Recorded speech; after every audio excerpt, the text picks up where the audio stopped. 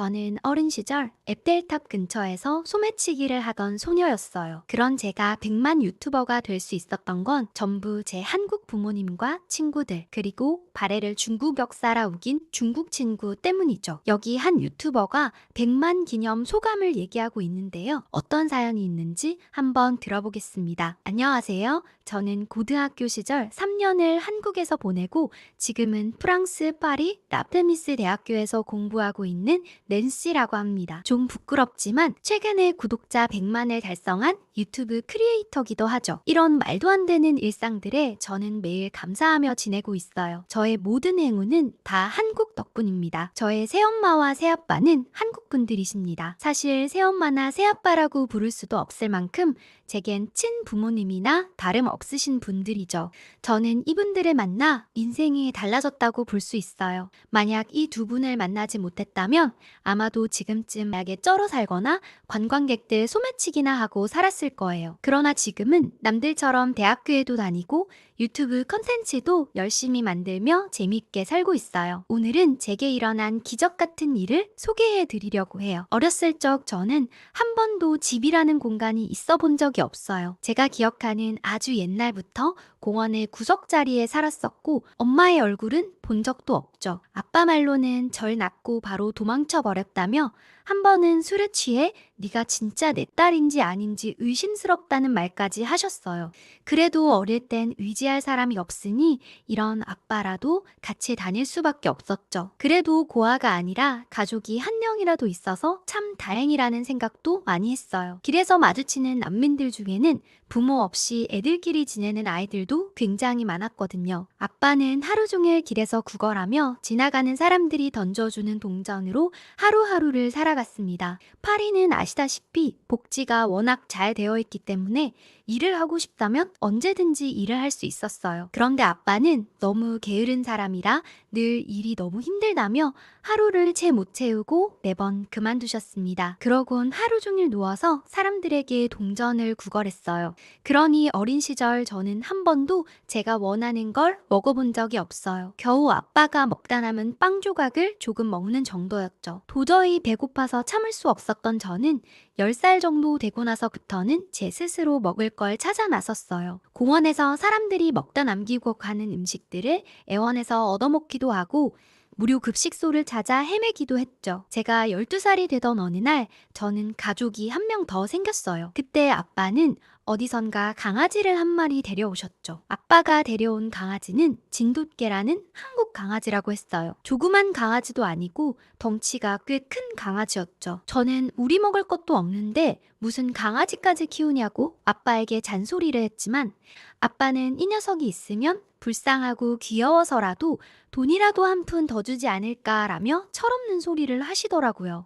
그날부터 그 진돗개는 말이라는 이름으로 우리 가족이 됐어요. 그런데 강아지는 정말 어느 정도 도움이 되더라고요. 아시다시피 프랑스는 반려동물을 유기하면 처벌을 받게 되는데 만약 경찰이 아빠를 단속해 아빠가 잡혀가면 남겨진 강아지가 문제가 되어요. 경찰이 개를 책임질 수도 없고 혹시나 단속하면서 학대했다는 소리라도 들리면 난처해지기 때문에 단속에서 자유로울 수 있었어요. 마리를 데리고 오면서부터 아빠는 공원에서 역으로 자리를 옮기셨어요. 마리가 생긴 이후로는 강아지 때문인지 돈도 예전보다는 확실히 더 벌렸죠. 그치만 그 돈으로는 저희 둘 그리고 마리까지 배부르게 지낼 수는 없었습니다. 여전히 저는 제 나름 방법을 찾아 살아남아야 했죠. 그날도 공원을 배회하며 누가 먹다 남은 음식 없나 둘러보고 있는데 웬 남자애가 제게 말을 걸었어요. 너도 보아하니 나랑 비슷한 부류인 것 같은데 우리 애들이랑 같이 돈 벌어볼래? 라고 말이죠. 돈을 번다는 말에 번뜩 눈이 뜨인 저는 그 애를 따라갔어요.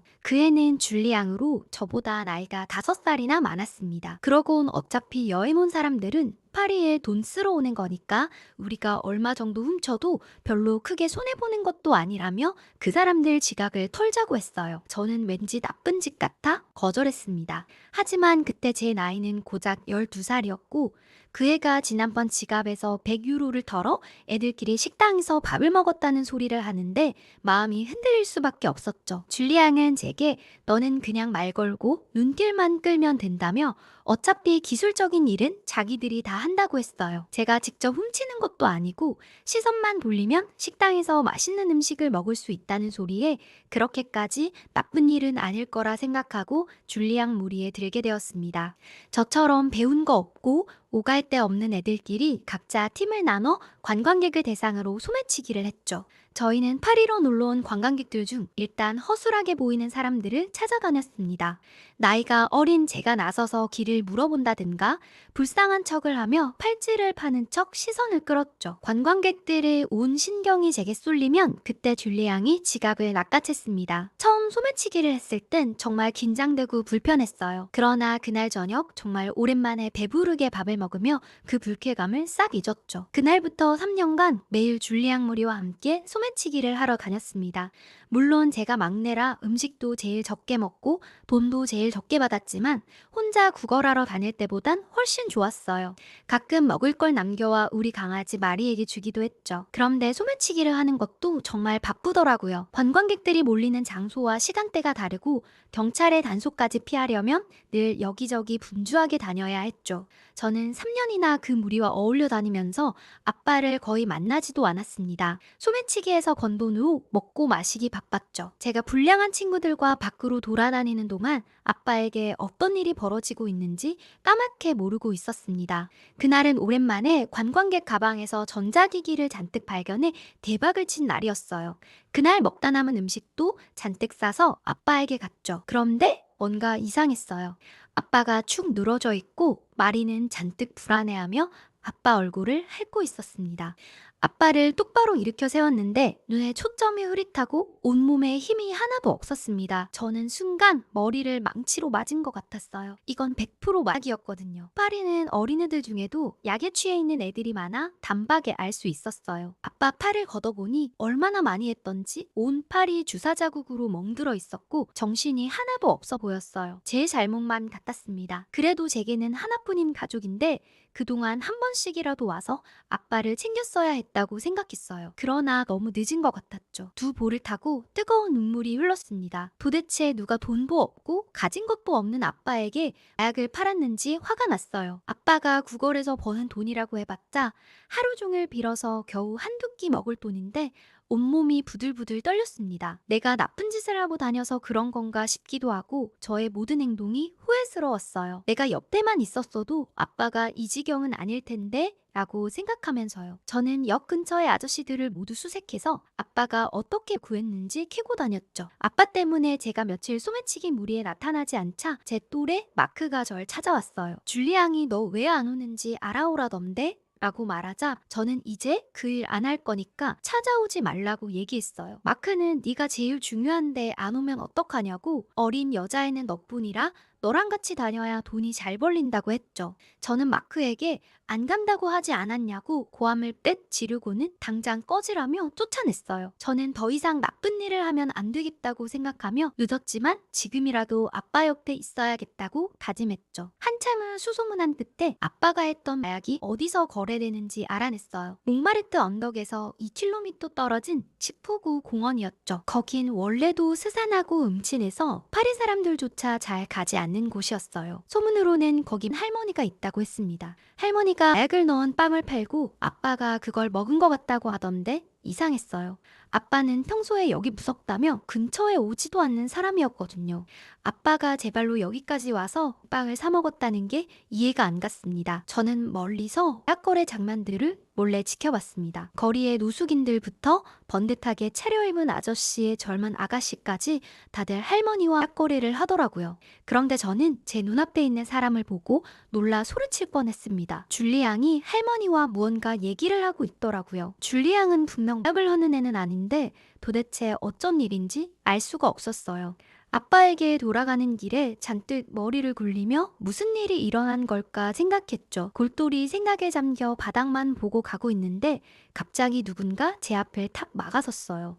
올려다보니 줄리앙이었죠. 혹시 제가 아까 몰래 지켜본 걸 들킨 거 아닐까? 조마조마했어요. 줄리앙은 너 도대체 무슨 속셈이냐며 운을 띄웠죠. 그러자 저는 들킨 건가 싶어서 짐짓 모른 척하고서는 무슨 말을 하는지 모르겠다고 했어요. 너 막내라서 돈 얼마 안 준다고 지금 떼 쓰는 거냐며 조금 올려줄 테니까 내일부터 당장 나오라고 했죠. 아까 제가 몰래 본 건 몰랐나 보다 안도하며 앞으로 그런 나쁜 짓 안 할 거니까 찾지 말라고 얘기했어요. 그러자 줄리앙이 그런 결심하다가 다시 찾아온 애들 한두 번 본 줄 아냐며 당장 배고파지면 금세 찾아와서 일 시켜달라고 애원하는 애들 널렸다고 했죠. 너네 아빠 약값도 벌려면 네가 하나라도 더 띄어서 사드려야 되지 않겠냐고 하는데 욕이 툭끝까지 차올랐어요. 저 깡패 같은 애를 잘못 건드렸다간 두들겨 맞을 것 같아서 아무것도 하지 못하는 제 자신이 창피했죠. 화를 꾹 누르고는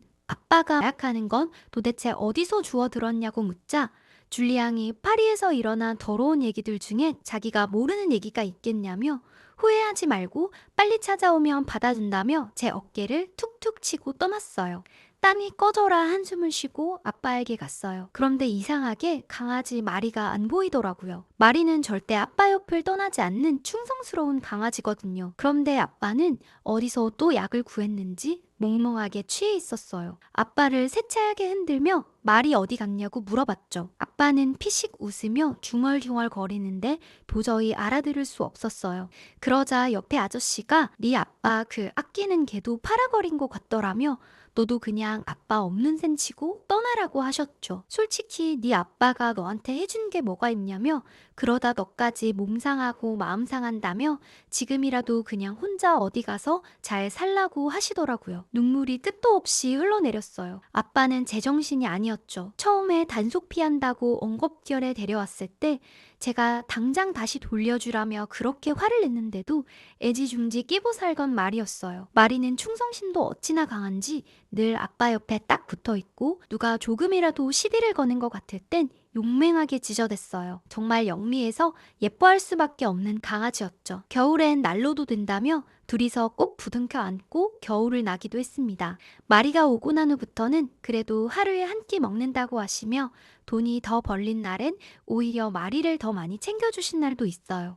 그런 애를 어디 팔아버리고 약을 샀다니 아빠는 정말 단단히 미친 것 같았습니다. 한참을 울다가 정신을 차리고 옆에 아저씨께 의아한 점 한 가지를 여쭤봤어요. 아빠는 주 마약 거래가 이루어지는 19구 공원 쪽은 무섭다며 평소에 발길도 안 하셨는데 도대체 어떻게 된 일인지 모르겠다고 말이죠. 그러자 아저씨는 중간 거래상이 또 있다고 하시며 어린애가 기똥차게 돈 냄새를 맡아서 그곳 약을 사와서는 여기 노숙자들에게 따로 팔았다고 하더라고요. 처음엔 그냥 음식인 척 공짜로 주더니 거기 홀린 사람이 한둘이 아니라고 말이죠. 안 그래도 아까 여기 왔다가 갔다고 하셨어요. 저는 단박에 그 애가 줄리앙이라고 느꼈죠. 여기서 그 짓 할 애는 그 애밖에 없다고 생각했거든요. 다음날 저는 줄리앙을 찾아갔습니다. 줄리앙은 생각보다 빨리 정신을 차렸다며 당장 오늘부터 일 시작하자고 했죠. 저는 줄리앙 앞으로 성큼성큼 걸어가 혹시 우리 아빠에게 약을 판 게 늦으시냐고 물어봤어요. 그러자 줄리앙이 여기에 있는 아저씨들에게 약을 좀 팔긴 했는데 그게 네 아빠인 줄은 몰랐다며 씨 묻더라고요. 저는 화가 나서 줄리앙의 얼굴을 퍽 쳤어요. 태어나서 누굴 때려본 게 처음이었는데 제 손이 더 아프더라고요. 제가 줄리앙의 얼굴을 때리자마자 주변 애들이 우르르 저에게 달려들려고 했을 때 줄리앙이 손을 척 들어 애들을 말렸어요. 그러곤 절 일으켜 세우고는 세차게 따귀를 한 대 때렸죠. 딱 한 대 맞았지만 귀에서 삐 소리가 날 정도로 정신이 아득했어요. 한 대씩 주고받은 거니 억울해하지 말고 여기 붙을 건지 말 건지 마음 정해서 오라고 하며 휙 떠났습니다. 도저히 어떻게 하는 게 옳은 방법인지 알 수가 없었어요. 얼른 줄리앙 밑에서 돈을 벌어 아빠를 치료받게 해줘야 하는 건지 줄리앙의 손에 미치지 않는 파리 바깥으로 아빠와 도망가야 하는 건지 머릿속이 복잡했죠. 아빠에게 돌아가봤자 방법도 없고 마리 생각만 날 것 같았어요. 제정신이 아닌 아빠는 마리의 행방도 알려주지 않았죠. 도대체 마리는 어디에 있는 걸까요? 한참을 강가에 앉아 답이 안 나오는 문제들로 고민하는데 3일 정도 아무것도 못 먹었더니 배가 너무 고팠어요. 그래도 참아야 된다고 생각했습니다. 더 이상 나쁜 짓은 안 되겠다고 생각했죠. 다시 역으로 돌아가는 길에 큰 마트를 지나쳤어요. 밝게 빛나는 불빛이 따뜻해 보였고 컸고 안에 먹을 것도 많았죠. 왜 저에게는 저런 안락하고 따뜻한 것들이 하나도 허락되지 않는 걸까 원망스럽기도 했습니다. 그래도 어떻게든 살아야 했기에 다시 아빠에게로 발걸음을 옮겼어요. 그런데 아빠 자리에는 웬 다른 아저씨가 앉아 있었습니다. 이게 무슨 말인가 의아했는데 저는 옆자리 아저씨의 말을 듣고 털썩 주저앉고 말았죠. 아빠가 결국에는 약물을 과다 복용해 신정지로 사망했다고 하더라고요.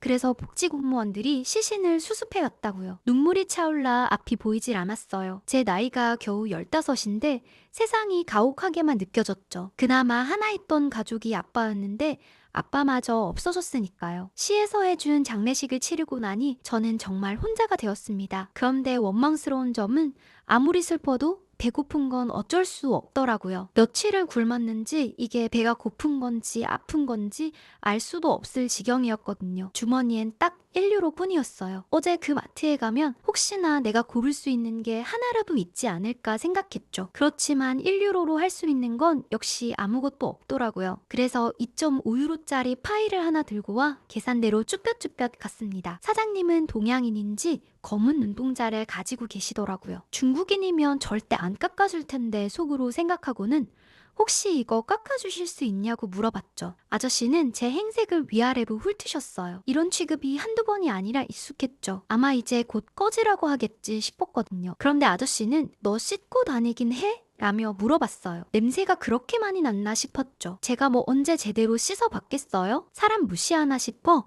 깎아주기 싫음 마요. 그냥 갈게요. 라고 얘기하고 나오려는데 가게 안으로 웬 개 한 마리가 절 향해 달려왔어요. 그런데 그 개를 보고 저는 소스라치게 놀랐습니다. 아줌마 손에 이끌려 산책을 갔다 온 것 같았는데 그 개는 바로 저의 강아지 마리였어요. 마리는 절 보고 반가운지 단숨에 뛰어들어 제 얼굴을 막 핥았어요. 다시는 못 찾을 줄 알았던 마리를 여기서 보게 되다니 믿기지 않았죠. 그러자 아줌마는 그동안 영 기운 없고 밥도 안 먹던 애가 이렇게 활기차게 꼬리치는 건 처음 본다며 혹시 덕구를 아냐고 물어보더라고요. 그런데 갑자기 제 배에서 꼬르륵 소리가 크게 울렸습니다. 그러자 아줌마는 얘 너 일단 따라오라며 제 손목을 낚아채고는 가게 2층으로 올라갔어요. 사장님 부부가 살고 있는 집인지 절 식탁에 앉히시고 지금 밥하면 너 배고파 못 견딜 것 같으니까 일단 라면 먼저 끓여줄게. 그러고 한두 시간 있다가 다시 제대로 밥 먹어. 라고 얘기하셨죠. 저는 이런 대우를 받는 게 너무 낯설었지만 마리가 있다는 안도감에 멀뚱멀뚱 시키는 대로 앉아 있었습니다. 제 발밑엔 마리가 있었죠. 아줌마가 끓여주신 음식은 정말 환상적이었습니다. 오랜만에 이런 뜨끈한 요리를 먹어보는 것 같았어요. 제 발밑에서 마리도 허겁지겁 밥을 먹고 있었죠. 어쩜 너네 둘은 생긴 것도 똑같고 하는 것도 똑같니? 라며 자 이제 밥을 어느 정도 먹었으면 도대체 무슨 일인지 얘기 좀 해보라고 했어요. 저는 그 전에 마리가 어떻게 여기 있는 건지 궁금했죠. 사장님 부부는 한국에서 살다 파리로 넘어와 마트를 운영하고 있다고 하셨어요. 그날도 마트를 마감하고 두 분이서 산책 겸 동네 한 바퀴를 돌고 있는데 파리에 웬 진돗개 한 마리가 억지로 끌려가는 걸 보셨대요. 뭔가 음침한 분위기에 두 분도 무서워서 천천히 다가가 보니 약에 잔뜩 취한 아저씨가 약을 받고 개를 넘기고는 훌쩍 떠나버렸고 덩치 큰 남자가 개를 끌고 가고 있다고 했죠. 그런데 강아지가 계속 떠나버린 주인 쪽으로 가려고 버티자 개를 막 발로 찼다고 해요. 도저히 그대로 강아지가 맞고 있는 걸 볼 수 없었던 두 분은 그 개를 팔라며 돈을 주고 마리를 받았대요. 강아지를 키워보지도 않았는데 앞뒤 안 재고 그냥 데리고 와서 엉겁결의 인형이 되어 마리를 키우게 된 거죠. 그런데 강아지는 기운도 없고 밥도 안 먹길래 걱정돼서 병원을 데려가봐도 원인을 찾을 수 없었대요. 매일 기운 없이 축 처져 있었는데 오늘처럼 활기찬 모습을 처음 봤다고 하더라고요. 저는 아줌마 얘기를 들으면서 또 한 번 마리를 꼭 끌어안고 울었어요. 이렇게 충성스러운 개가 또 있을까 싶었습니다. 그리고는 담담히 제 얘기를 했습니다. 한참을 얘기를 들어주시던 아줌마는 가엾다며 어린 나이에 정말 고생이 많았다고 하시며 같이 울어주셨어요. 왠지 후련한 마음이 들었죠. 그런데 아줌마가 갑자기 너 아저씨가 아까 냄새난다고 한 거 들었지? 나도 못 참겠다 얘. 너 좀 씻어야겠다며 욕실 가서 깨끗이 씻고 와. 라고 말씀하시며 저를 욕실로 밀어 넣으셨어요. 말로만 들었던 욕조에 따뜻한 물을 담고 앉아있으니 참 좋더라고요. 집이 있는 사람들은 항상 이렇게 생활했겠구나 싶었어요. 그리고 여기서 이제 나가면 저는 어디로 가야 하나 생각했어요. 아무리 생각해도 제가 돌아갈 곳이 없더라고요. 한참 고민 중에 갑자기 밖에서 아줌마가 너 내 옷 중에 작은 거 입어. 깨끗이 씻고 난 다음에는 새 옷 입어야 되니까 원래 입던 옷은 일단 챙겨둘게 라고 하셨어요. 깨끗하게 씻고 나와 옷까지 갈아입으니 아줌마가 절 보고 깜짝 놀라셨습니다. 너 미모가 어마어마하구나. 이제야 제 나이로 보인다며 막 밥 차렸으니 밥 먹으라고 하셨어요. 아저씨까지 올라와선 셋이서 밥을 먹는데 눈물이 왈칵 쏟아졌어요. 도대체 이게 무슨 일인지 모르겠고 왜 저에게 이러시는지 모르겠다고 했어요. 저는 가진 것 하나 없고 주머니엔 1유로 뿐이고 저 어디 팔아넘기시려고 하셔도 빚적고라서 일도 잘 못하는 데다가 돈 되는 건 장기밖에 없다고 어디 넘기시는 거냐고 얘기했죠. 아저씨와 아줌마는 안쓰럽게 절 쳐다보시며 서로 바라보셨어요. 그러곤 아줌마가 눈물을 닦아주셨죠. 예, 보다시피 우리 마트는 장사가 잘 돼서 돈은 필요 없어. 그리고 우리는 정말 사이가 좋은 부부지만 아이가 없지. 정말 오래 노력했는데도 인연이 없구나 했어. 그런데 얼마 전 가족으로 맞은 덕구가 아이 대신 우리에게 왔다고 생각하고 우린 덕구를 자식처럼 키우기로 했어. 그런데 늘 기운 없던 우리 덕구가 너 덕분에 이렇게 밥도 잘 먹고 편안하게 있는 걸 보니 이제야 마음이 편하다고 하셨어요. 그러면서 쉼터를 알아봐 줄 테니 거기서 생활하고 매일 우리 집에 와서 덕구 산책을 시켜달라고 하셨어요. 산책을 시켜주는 대신 공부를 시켜주시겠다고 하셨죠. 말은 덕구 때문이라고 하셨지만 갈 곳 없는 제가 걱정되어 하신 말씀이라는 걸 뻔히 느낄 수 있었어요. 나중에 알게 된 사실이었지만 두 분은 오랫동안 노숙인이나 난민을 위한 봉사활동을 많이 하셨더라고요. 그래서 제가 계산하면서 빵을 깎아달라고 했을 때도 쉼터에 있는 아이인지 아닌지 알아보기 위해 언제 씻었냐고 물어보신 거였어요. 그날 이후로 저는 매일같이 그 집에 들락날락하게 되었어요. 아줌마는 밥도 같이 먹자며 매번 한식을 차려주셨는데 한식 때문인지 살도 정말 많이 쪘어요. 그리고 가장 좋았던 건 왠지 가족이 생겼다는 느낌이 들었죠. 두 분은 제 아빠의 묘지도 좋은 곳으로 옮겨주시고 절 친자식처럼 대해주셨어요. 그리고 아줌마는 나이에 맞게 공부도 해야 한다며 절 앉혀놓고 그동안 제가 배우지 못했던 것들을 하나하나 가르쳐 주셨죠. 그렇게 아줌마 아저씨와 함께 보낸 지 딱 2년째 제가 17살 되던 해 밥을 먹고 나서 진지하게 할 얘기가 있다고 하셨어요. 저는 가슴에 돌덩이가 쿵 내려앉는 것 같았죠. 사실 늘 살갑게 잘 대해주시는 두 분이었지만 저는 언제든 떠나야 하는 사람이라는 생각을 속으로 늘 하고 있었거든요. 이제 덕구도 이 집에서 어느 정도 적응했고 어찌나 똑똑한지 아줌마 아저씨를 정말 잘 따르고 있죠. 그렇게 본다면 제가 더 이상 이 집에 와야 할 이유가 없을 것 같기도 했어요. 사실 누가 이렇게 영문도 모르는 애를 데려다 먹여주고 챙겨주고 하겠어요. 여태껏 신경 써주신 것만 해도 감사한 일이죠. 그러면서 아줌마는 제게 종이 한 장을 내미셨어요. 저는 그 종이를 보고 눈물을 왈칵 흘렸어요. 그건 입양 신청서였거든요. 너무 늦어져서 미안하구나. 오히려 제게 사과하셨죠. 네가 어떻게 받아들일지 몰라 항상 조마조마했어. 그런데 이젠 드디어 때가 되었다고 생각했지. 우린 오랫동안 아이를 기다렸는데 어쩌면 네가 우리가 기다렸던 아이였던 것 같아. 너만 괜찮다면 우리와 가족이 되어줄래? 라고 하시더라고요. 제가 거절할 이유가 있겠어요? 저는 눈물을 흘리며 아줌마 품에 안겼죠. 이제 제게도 정말 푸근한 가족이 생겼어요. 그런데 아줌마는 엄마가 되고 나서 완전 달라졌어요.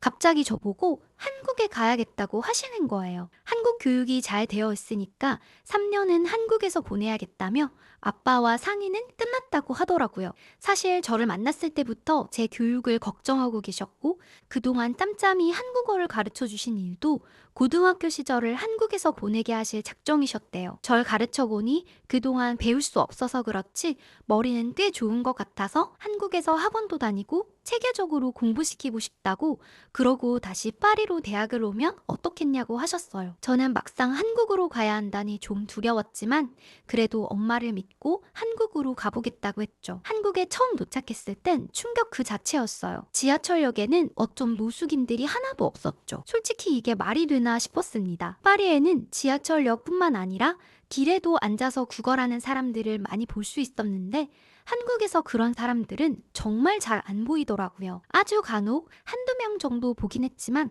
파리에 비하면 노숙인이 없는 수준이었죠. 저는 그걸 보고 한국이 프랑스보다 훨씬 잘 사는 나라라고 생각했어요. 상향 평준화가 되어 있는지 경제력 격차가 훨씬 적게 느껴졌죠. 게다가 길거리는 어찌나 깨끗한지 놀랍더라고요. 한국은 길거리에 계절마다 달라지는 꽃장식과 깨끗한 인도가 정말 쾌적했어요. 반면 파리는 곳곳에 쓰레기 냄새와 악취가 나는 경우도 많죠. 그래서 사람들이 영화나 사진 속에서만 파리를 보고 와서는 막상 실제 파리에 도착했을 때 실망하는 경우가 많아요. 저는 이런저런 걱정을 하며 한국에 왔지만 한국에 대한 첫인상이 정말 좋아 한국이라는 나라가 마음에 들었습니다. 그러나 한국 고등학교 생활은 정말 힘들더라고요. 학교에 학원에 하루 종일 공부만 해야 했어요. 처음엔 제가 아무래도 한국어로 일상소통만 가능했던지라 수업을 따라가기 어려웠어요. 그러나 학기가 지날수록 저는 악바리 근성으로 금방금방 치고 올라갈 수 있었죠. 한국 공부가 아무리 어려워도 제가 어릴 때 파리에서 생활하던 거에 비하면 아무것도 아니었죠. 앉아서 문제만 풀면 되니까요. 더디긴 했지만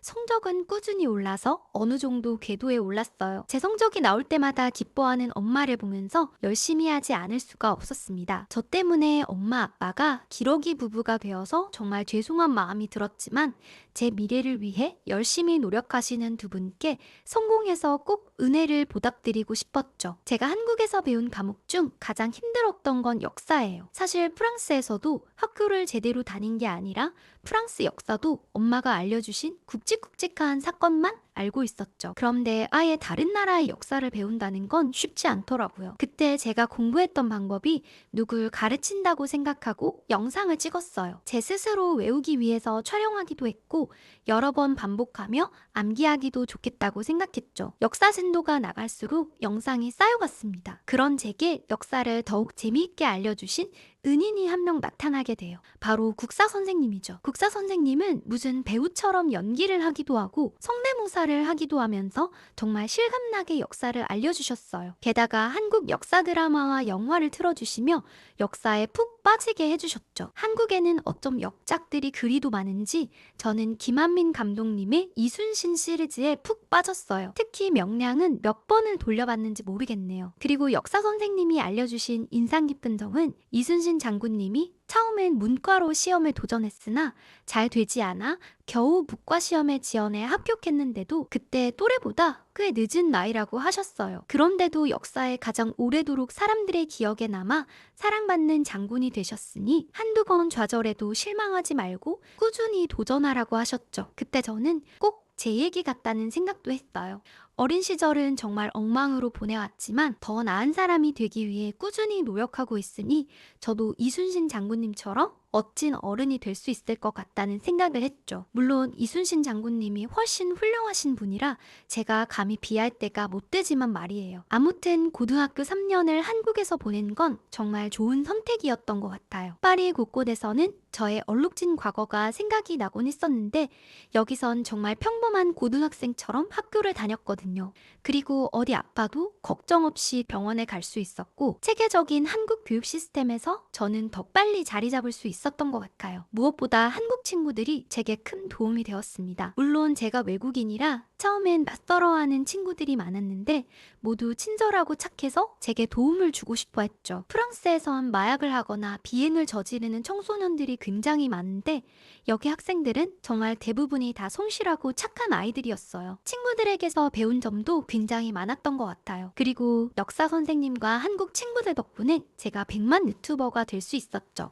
제가 국사 영상을 만들었다고 한 거 기억나시나요? 처음엔 그저 설명하는 영상이었지만 국사 선생님을 따라 그 시대적 상황과 전쟁 장면에 맞는 연기와 성대모사까지 하며 영상을 촬영했습니다. 대부분 프랑스어로 만들었지만 혼자만 보기 아까워 친한 친구들에게 웃긴 장면만 보여줬었는데 친구들이 다들 유튜브에 올려보라고 하더라고요. 저도 만들어 온 게 워낙 많으니 나도 한번 해볼까? 하고 유튜브에 제 영상을 올리기 시작했어요. 그동안 만들어 놓은 수십 개의 영상을 쫙 올려뒀지만 아무 반응이 없어서 잊고 있었습니다. 그러던 어느 날 한참 쌓여있던 메일함을 정리하고 있었죠. 저는 SNS는 자주 확인해도 메일은 잘 보지 않거든요. 하마터면 삭제할 뻔했는데 구글에서 제게 메일이 하나 도착해 있더라고요. 제가 크리에이터로 승인됐다는 메일이었어요. 깜짝 놀라 유튜브에 들어가 보니 제가 그동안 만들었던 영상들이 한참 뒤에야 인기가 많아져서 엄청난 조회수를 보이고 있더라고요. 재밌고 웃기다는 댓글부터 한국 역사에 감동했다는 프랑스 사람들의 반응이 어마어마하게 쌓여 있었습니다. 벌써 20만 구독자를 넘어서고 있더라고요. 다들 다음 영상을 빨리 올려달라고 성화했어요. 그때부터는 정말 정성스럽게 영상을 촬영해서 올리기 시작했어요. 역사뿐 아니라 한국 불닭볶음면 먹방 영상이라든지 한복을 입고 촬영하기도 했죠. 그리고 영상에서 나온 수입으로 카메라도 사고 마이크도 샀습니다. 한국에서 촬영한 컨텐츠들은 프랑스 사람들에게 엄청 인기가 많았고 고등학교를 보내고 파리로 돌아올 때쯤 저는 50만 유튜버가 되어 있었습니다. 제 용돈벌이와 학비는 충분히 제가 해결할 수 있었죠. 엄마 아빠도 엄청 대견하다며 뿌듯해 하셨어요. 저는 그대로 대학까지 한국에서 다니고 싶었는데 아빠가 더 이상 가족들이 떨어져 지내는 건 반대라고 하셨어요. 아빠는 결혼하면 출가 외인이라 따로 살아야 하는데 대학까지만 같이 붙어 지내라고 우리 딸 어린 시절도 같이 못 있어줬는데 아빠 사랑 듬뿍 주고 싶다고 강력히 주장하셨거든요. 아빠의 목말리는 가족 사랑 때문에 저는 프랑스에서 대학을 진학했어요. 한국에서 기초를 열심히 다진 덕분에 평소 저라면 꿈도 못 꿀 명문대학교에 들어갔죠. 아빠, 엄마, 그리고 이젠 덕구가 된 마리와 함께 생활하는 삶은 정말 행복했어요. 꿈에 그리던 대학 생활도 마음껏 누리고 있었죠. 저는 한국을 알리는 유튜브를 하고 있기도 하고 언젠가 제가 인상 깊게 봤던 김한민 감독님의 명량처럼 가슴 울리는 역사적인 콘텐츠를 만들고 싶은 마음에 프랑스 영화학교 미디어학과에 진학했습니다. 미디어학과라 막연한 생각으로 제가 좋아하는 콘텐츠들을 마음껏 볼 수 있겠지 생각했는데 학교에서 듣는 수업은 생각보다 진지한 내용이 많았습니다. 과제도 수업도 어려운 점이 많았지만 제가 하고 싶은 공부를 하는 거라 힘든 줄 몰랐죠. 그런데 최근에 제가 남학생과 대판 싸운 일이 있었습니다. 그날은 도저히 참을 수가 없었어요. 근데 오히려 그의 덕분에 제가 100만 유튜버가 될 수 있었으니 고맙다고 해야 할까요? 아무튼 저를 거슬리게 한 남자애는 러진이라는 중국 학생인데 평소에도 매사 부정적인 아이였어요. 음침한 기운이 가득해서 다른 친구들도 그 애랑 조별과제를 하는 걸 꺼려했습니다. 모두들 쟤는 매사에 저렇게 비판적인데 어떻게 우리 학교 면접을 통과했을까 의아했습니다. 소문으로는 학교 재단 중국인 이사의 조카라는 말도 있고 유명한 중국 배우의 몰래 낳은 아들이라는 말도 있었죠. 사실 그 일이 생기기 전까진 어쨌거나 상관은 없었어요. 그날 교수님께서는 조별과제로 저희가 가상의 영화제를 만든다고 생각하고 작년부터 올해의 영화들 중 인상 깊은 작품들을 선정해 라인업을 짜서 트레일러를 만들어 보라고 하셨어요. 교수님께서 랜덤으로 조를 짜주셨는데 하필 저희 조에 러진이 있었죠. 강의실에서 조별로 모여 앉아 영화를 먼저 정하기로 했어요. 각자 올해 인상 깊은 영화를 얘기하는데 가장 먼저 파묘 얘기가 나왔어요. 저는 무조건 파묘는 나올 거라 생각했죠. 다들 열심히 파묘에 대한 해석과 감상을 나누고 있는데 러진이 툭 한마디를 내뱉었어요. 카피한 영화도 영화제에 올릴 셈이야? 라고 얘기했죠. 그러자 다른 조원이 파묘가 무슨 카피냐고 한국 전통 문화를 바탕으로 한 한국 영화라고 얘기했어요. 그러자 한국이 맨날 중국 문화 따라하니까 다 그런 줄 아나 보다며 파묘 포스터에도 한자 써져 있는 거 못 봤냐며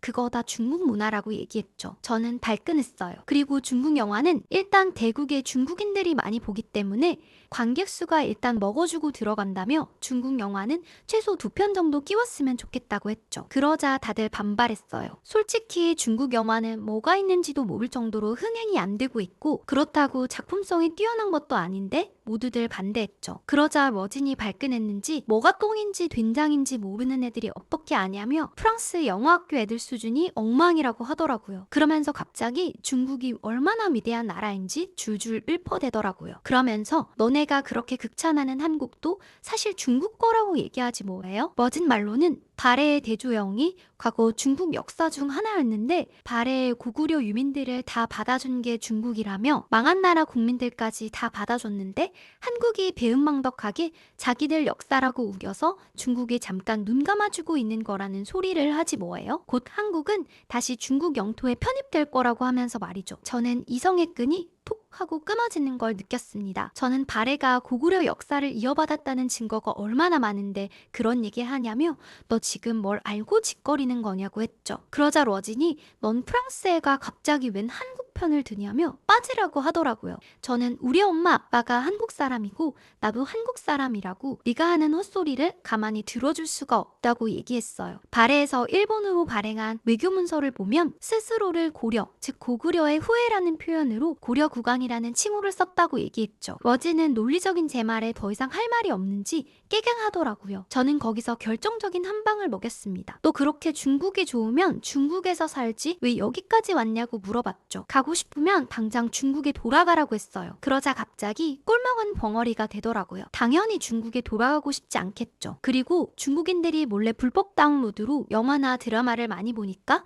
영화계가 얼마나 큰 타격을 받고 있는지 모르냐고 얘기했어요. 파묘도 중국인들 그렇게 욕하더니 정작 중국 영화제에서 오픈하자마자 전석 매진된 거 알고 났더느냐고 카운터 펀치를 날렸습니다. 다른 조원들이 모두들 러진을 째려봤죠. 그러고는 제 말에 동조하며 중국인들 때문에 애써 만든 창작물들이 재평가를 못 받고 있다며 거기에 대해서나 말해보라고 다들 한마디씩 거들었습니다. 때마침 교수님께서 어느 정도 주제가 정해졌다면 해산하라고 하시며 수업을 정리하셨고 러진은 씩씩대더니 가방을 챙겨 휙 나가버렸어요. 옆에 있던 이리스가 너 진짜 멋있다며 내 덕분에 이번 조모임에 러진이 찍소리도 못할 것 같아서 정말 좋다고 했어요. 다른 조원들도 저에게 고맙다며 박수를 쳤죠. 그래도 러진의 헛소리에 분이 풀리지 않았어요. 그날 집으로 돌아와서 발해의 역사에 대해 중국이 잘못 알고 있는 것에 대해 영상을 만들었죠. 평소에는 늘 유쾌하고 재밌게 유튜브를 촬영했지만 그날은 러진 때문에 잔뜩 화가 나 있었습니다. 그리고 영상을 업로드하고 잠에 들었는데 다음날 아침 저는 믿을 수가 없었습니다. 프랑스 인기 동영상 1위로 올라가며 말도 안 되게 구독자 수가 늘어 100만이 되었더라고요. 피토하며 한국 역사 설명하는 프랑스 소녀라는 제목으로 다른 채널에 제 영상을 편집한 것도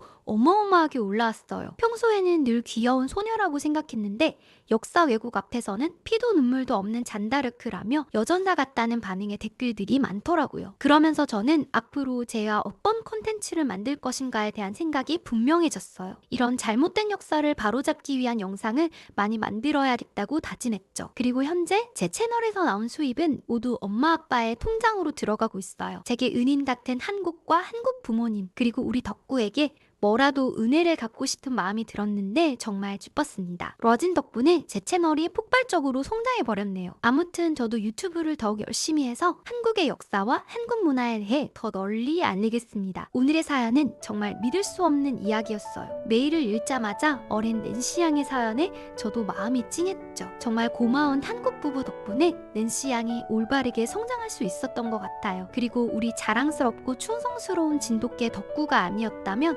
낸시 양과 한국 부부의 인연이 이어질 수 없었을지도 모르겠죠. 작은 인연도 참 크게 돌아온다고 느낀 사연이었습니다. 항상 끝까지 들어주신 분들 모두 고맙습니다. 오늘 사연으로 마음이 뭉클하셨던 분들은 댓글, 좋아요 많이 부탁드려요. 다음에 더 뭉클한 사연으로 돌아오겠습니다. 이상 감동필름 한지은이었습니다.